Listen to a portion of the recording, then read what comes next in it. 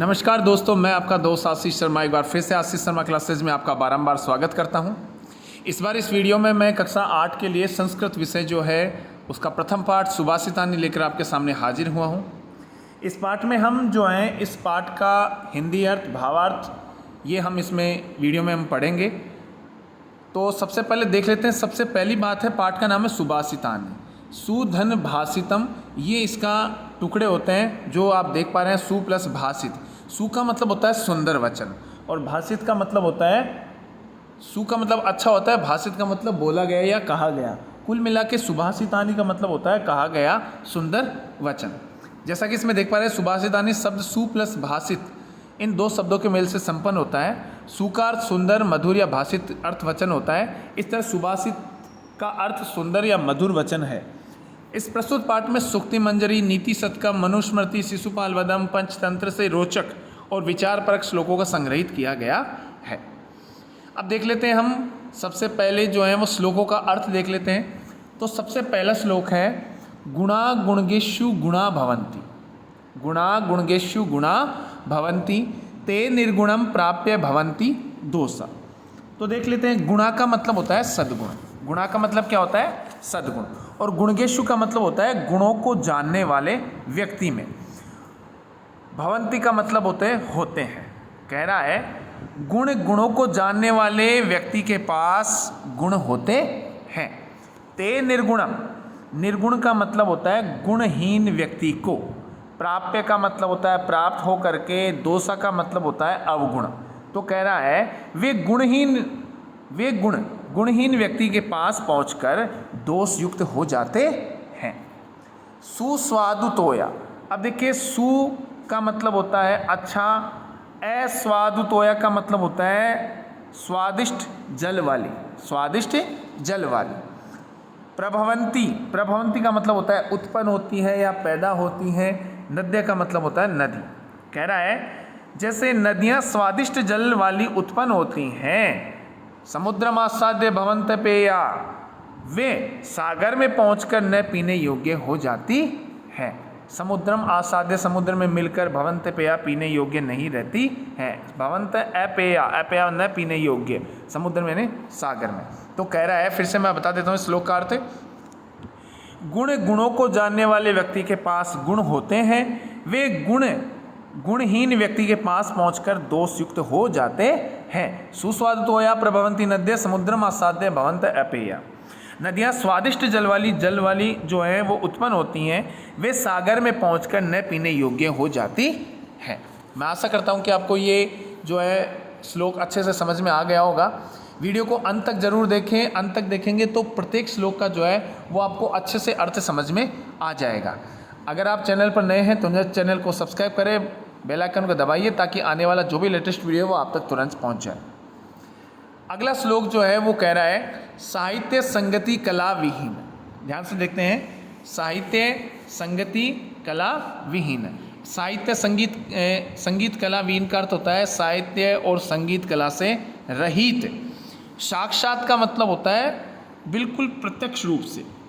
पुच्छ विषाणहीन, पुच्छ विषाणहीन का मतलब होता है पूंछ और सींग से रहित। विषाण का मतलब होता है सींग और हीन का मतलब होता है रहित। साहित्य संगीत कला से विहीन व्यक्ति प्रत्यक्ष रूप से बिना पूंछ और सींग वाला पशु के समान होता है। तृणम न खादानपि जीवमान है। अब तृणम का मतलब होता है कि जो तिनका होता है वो,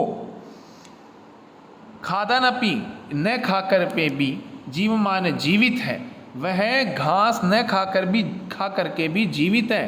तद भाग्य देयम परम पशुनाम, पशुनाम का मतलब उन पशुओं का परम यानी परम, तद भाग्य देयम वो भाग्य सौभाग्य। तो कह रहा है वो उन पशुओं का परम सौभाग्य है। कह रहा है साहित्य संगीत कला से विहीन व्यक्ति साक्षात अर्थात प्रत्यक्ष रूप से पूंछ और सींग से रहित पशु के समान होता है। तृणम न खादानपि जीवमान है। तृणम का मतलब होता है घास, घास न खा करके भी वह जीवित है। तद भाग्य देयम परम पशुनाम, ये उन पशुओं का परम सौभाग्य है। आशा करता हूँ कि ये श्लोक भी जो है वो बहुत अच्छे से समझ में आया होगा। तीसरा श्लोक देख लेते हैं। लुब्धस्य नश्यति यस्य पिशुनस्य मेत्री। लुब्धस्य नश्यति यस्य पिशुनस्य मेत्री। अब लुब्धस्य का मतलब होता है लोभी का, और पिशुन का मतलब जो होता है वो चुगलखोर होता है। तो कह रहा है कि जो लोभी व्यक्ति होता है उसका तो यश जो है वो नाश हो जाता है, यश का नाश हो जाता है। पिशुनस्य मेत्री, और जो चुगलखोर होता है इसका मतलब होता है चुगलखोर, मतलब चुगली करने वाला। तो जो चुगलखोर होता है उसकी क्या नष्ट हो जाती है? मित्रता नष्ट हो जाती है। नष्ट क्रियस्य, नष्ट क्रियस्य का मतलब होता है जिसकी क्रिया नष्ट हो गई है, ऐसा व्यक्ति, या निष्क्रिय का। कुलम, कुल अर्थात जो वंश होता है वह।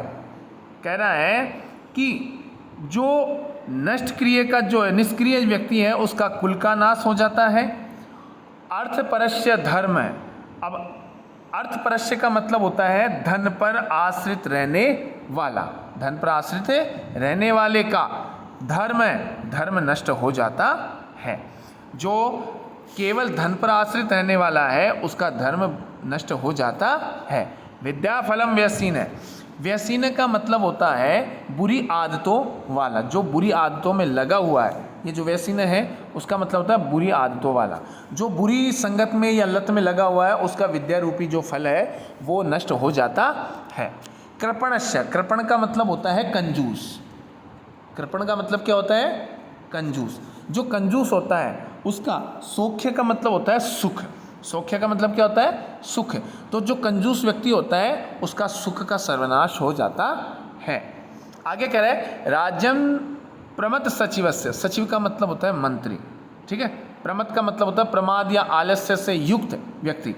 कह रहा है जो आलस्य से युक्त नराधिपस्य राजा है उसका राज्य, जिस राजा के सचिव जो हैं, कह रहा है जिस प्रमाद युक्त या प्रमाद से ग्रस्त व्यक्ति वाले राजा का राज्य नष्ट हो जाता है। फिर से मैं बता देता हूँ, ध्यान से देखिए। लोभी का तो यश नष्ट हो जाता है। फिर से देख लेते हैं। लोभी का यश नष्ट हो जाता है, और जो चुगलखोर होती है उसकी मित्रता नष्ट हो जाती है, और जो निष्क्रिय होता है उसका कुल का सर्वनाश हो जाता है। अब इसमें देखिए मिला हुआ है अर्थपरस्य धर्म है, और जो विद्या, इस पर धन पर ही आश्रित रहने वाला व्यक्ति है उसका धर्म नष्ट हो जाता है। विद्या व्यसीन है, विद्या फलम मतलब विद्या फलम व्यसीन है, जो बुरी लत में लगा हुआ है उसका विद्या रूपी फल नष्ट हो जाता है, और जो कंजूस होता है उसका सुख का सर्वनाश हो जाता है। और जो प्रमाद से युक्त सचिव वाले जो राजा हैं, जिनके जो सचिव हैं वो प्रमाद से युक्त हैं, ऐसे राजा का जो राज्य है वो सर्वनाश हो जाता है। आगे देख लेते हैं हम। आगे चौथा श्लोक है पित्वा रसम तु कटुकम मधुरम समानम माधुर्यम एवं जन्यनम मधुमक्षी का असौ। असौ का मतलब होता है, असौ का मतलब होता है यह है। मधुमक्षी का मतलब होता है मक्खी। कह रहा है कि मधुमक्खी कड़वे और मधुर रस को पी करके, पित्वा रसम तू का मतलब होता है तो, पित्वा का मतलब पी करके, रसम यानी रस को, कटुकम यानी कड़वा, मधुरम का मतलब होता है मधुर, समान यानी समान, माधुर्य का मतलब होता है शहद। कह रहा है कि यह मधुमक्खी तो कटु रस अथवा कड़वा रस को मीठे रस के समान पीकर माधुर्यमेव मधुरता को ही उत्पन्न करती है या शहद का निर्माण ही करती है। उसी प्रकार संतस्तथैव, संत अर्थात सज्जन पुरुष भी उसी प्रकार सम सज्जन दुर्जना नाम, सज्जन और दुर्जन दोनों को समान श्रुत्वा सुन करके, वचन दोनों के वचन समान सुन करके, मधुर सुक्त रसम सृजंती सुंदर वचनों की रचना करते हैं। सृजंती का मतलब होता है रचना करना। सृजंती का मतलब क्या होता है? रचना करना। फिर से मैं बोल देता हूँ, यह मधुमक्खी तो कटु रस को या कड़वे रस को मीठे के समान पीकर मधुरता को ही उत्पन्न करती है। उसी प्रकार संत जन अर्थात सज्जन लोग होते हैं, वे दुर्जनों के वचन को भी सज्जनों के समान सुन करके मधुर सूक्तियों का निर्माण करते हैं या मधुर सूक्तों की रचना करते हैं। मैं उम्मीद कर रहा हूँ कि आपको ये बहुत अच्छा लग रहा होगा वीडियो और बहुत अच्छे समझ में आ रहा होगा। फिर भी अगर आपको ऐसा लगता है कि अगर कोई शब्द का अर्थ समझ में नहीं आया तो कमेंट करके हमें ज़रूर बताएं, ताकि आपको प्रत्येक शब्द का अर्थ जो है अच्छे से बता सकें। 5वां श्लोक है, विहाय पौरुषम यो ही देवम अवलंबते प्रसाद सिंहवत् तस्य मूर्धन्य तिष्ठति वायसा।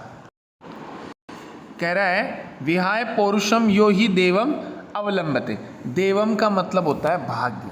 देवम का मतलब क्या होता है? भाग्य। विहाय का मतलब होता है छोड़ करके। पौरुषम का मतलब होता है उद्यम, परिश्रम या फिर पुरुषार्थ को। कह रहा है कि योग का मतलब जो, कह रहा है कि जो व्यक्ति पुरुषार्थ या उद्यम को छोड़कर भाग्य पर ही आश्रित रहते हैं, देवम अवलंबते। अवलंबते का मतलब होता है आश्रित रहना। अवलंबते का मतलब होता है आश्रित रहना। देवम का मतलब होता है भाग्य। जो पुरुष या जो व्यक्ति पुरुषार्थ या उद्यम को छोड़कर भाग्य पर ही, केवल भाग्य पर ही आश्रित रहते हैं, कह रहा है प्रासाद सिंहवत। वो प्रासाद सिंहवत का मतलब होता है महल के द्वार पर स्थित सिंह के समान। प्रासाद सिंहवत का मतलब होता है महल के द्वार पर स्थित सिंह के समान। तस्य मूर्धन्य तिष्ठति वायसा। वायसा का मतलब होता है कौवा। वायसा का मतलब क्या होता है? कौवा। तो उनके मुख पर अर्थात उनके सिर पर, मूर्धनि का मतलब होता है सिर पर, केवल कोए ही बैठे रहते हैं। महल के द्वार पर स्थित सिंह की मूर्ति के समान उनके सिर पर कोए बैठते हैं। फिर से मैं बोल रहा हूँ, जो व्यक्ति पुरुषार्थ उद्यम को छोड़कर केवल भाग्य पर ही आश्रित रहते हैं, महल के द्वार पर स्थित सिंह की मूर्ति के समान उनके सिर पर कोए बैठे रहते हैं। अगला है 6वां श्लोक है। अगला श्लोक है 6वां, पुष्प पत्र फलस छाया मूल वक्कल दारूभी। दारूभी का मतलब होता है लकड़ी, पुष्प का मतलब फूल, पत्र का मतलब होता है पत्ते, फल का मतलब होता है फल, और छाया का मतलब छाया, मूल का मतलब होता है जड़, और वक्कल का मतलब होता है छाल। धन्य महिरूहा। धन्य महिरूहा का मतलब होता है वृक्ष।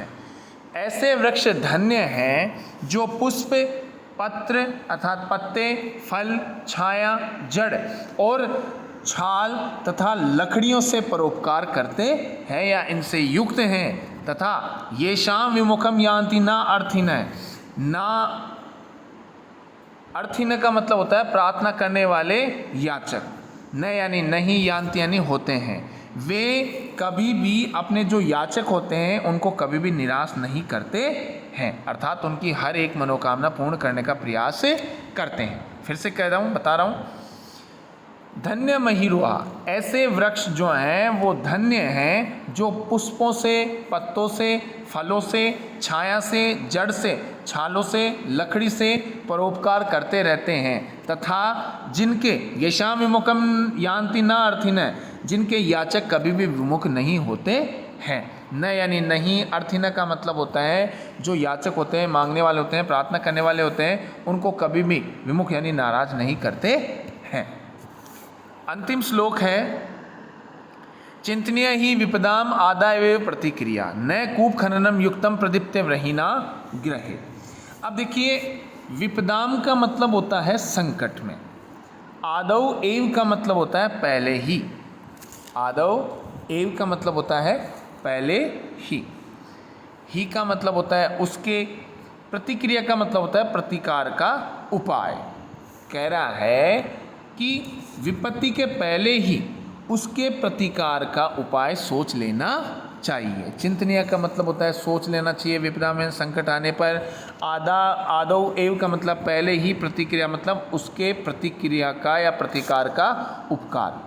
कह रहा है कि विपत्ति के पहले ही उसके प्रतिकार का उपाय सोच लेना चाहिए, क्योंकि न कूप खननम, कूप का मतलब होता है कुआं, खनन का मतलब होता है खोदना, न युक्तम, न उपयुक्तम का मतलब होता है उचित नहीं है, रहीना ग्रहे घर में आग लगने पर। कह रहा है क्योंकि घर में आग लगने पर कुआं खोदना बिल्कुल भी उचित नहीं होता है। फिर से बोल देता हूँ मैं, ध्यान से सुन लेना। विपत्ति के समय ही उसके प्रतिकार का उपाय सोच लेना चाहिए, क्योंकि घर में आग लगने पर कुआं खोदना व्यर्थ की बातें हैं या उचित नहीं है। मैं उम्मीद करता हूँ कि आपको ये श्लोक जो हैं उनका अर्थ बिल्कुल अच्छे से समझ में आया होगा। अगर फिर भी आपको ऐसा लगता है कि ये अर्थ समझ में नहीं आया है तो आप हमें कोई भी शब्द का अर्थ समझ में नहीं आया तो कमेंट करके बताएं कि सर इस शब्द का अर्थ समझ में नहीं आया। मैं उसका जो है उत्तर आपको देने का प्रयास बिल्कुल करूँगा। अब इसमें देखिए कठिन शब्दार्थ देख लेते हैं। सबसे पहली बात है कि गुणगेशु। गुणगेशु का मतलब होता है गुणियों में। सुस्वादु तोया का मतलब होता है स्वादिष्ट जल। प्रभवंती का मतलब होता है निकलती है या उत्पन्न होती है। समुद्रम आसाद्य, देखिए समुद्रम आसाद्य, समुद्र में मिल करके या पहुंच करके। भवंत पेय का मतलब होता है भवंती धन अपेया, पीने योग्य नहीं होती है। विषाणहीन का मतलब होता है सींग के बिना। हीन का मतलब बिना, विषाण का मतलब सींग। खादान अपी, तो खादान मतलब खाते हुए भी। जीवमान यानी जिंदा रहता हुआ या जीवित रहता हुआ। पिशुनश्य का मतलब होता है चुगलखोर या चुगली करने वाला व्यक्ति। व्यसिन का मतलब होता है बुरी लत वाला। और नराधिपस्य, नर धन अधिपस्य राजा का या राजा की। आगे देखते हैं। अगला है कठिन शब्दार्थ है जनियत मधुमक्षिका असौ। यह मधुमक्खी पैदा करती है, निर्माण करती है, अर्थात जो है शहद होता है उसके बारे में बताया गया है। संतस्तथैव, संत धन तथा धन एव, तो वैसे ही सज्जन। सृजंती का मतलब होता है निर्माण करते हैं या रचना करते हैं। वायशा का मतलब होता है कोआ। वक्कल का मतलब होता है पेड़ की छाल। दारूबी का मतलब होता है लकड़ियों के द्वारा। महिरुआ का मतलब होता है वृक्ष। कूप खनन का मतलब होता है कुआं खोदना। और व्रहीना का मतलब होता है अग्नि। मैं उम्मीद करता हूँ कि आपको ये वीडियो बहुत ही अच्छा लगा होगा। अगले वीडियो में हम फिर से मिलेंगे आपके लिए। अगले वीडियो में इस पार्ट के जो प्रश्नोत्तर हैं इन प्रश्नोत्तरों को हम जो है सविस्तार से हल करेंगे। तब तक के लिए मैं आपको बता देना चाहता हूं कि अगर आप इस चैनल पर नए हैं तो चैनल को सब्सक्राइब करें, बेल आइकन को दबाइए ताकि आने वाला जो भी लेटेस्ट वीडियो है वो आप तक तुरंत पहुँचे। वीडियो को अंत तक देखें ताकि आपको एक एक चीज़ क्लियर हो। फिर भी मैं आपको अंत में फिर से बता देना चाहता हूँ, अगर आपको ऐसा लगता है कि कोई शब्द में कठिन शब्दार्थ या इस श्लोक में इस शब्द का अर्थ मुझे नहीं आया तो कमेंट करके हमें ज़रूर बताएं, अपने मित्रों से शेयर करें ताकि उनका भी फ़ायदा हो सके। अगले वीडियो में फिर से मिलूँगा, तब तक के लिए हमें इजाज़त दीजिए। जय हिंद, जय भारत।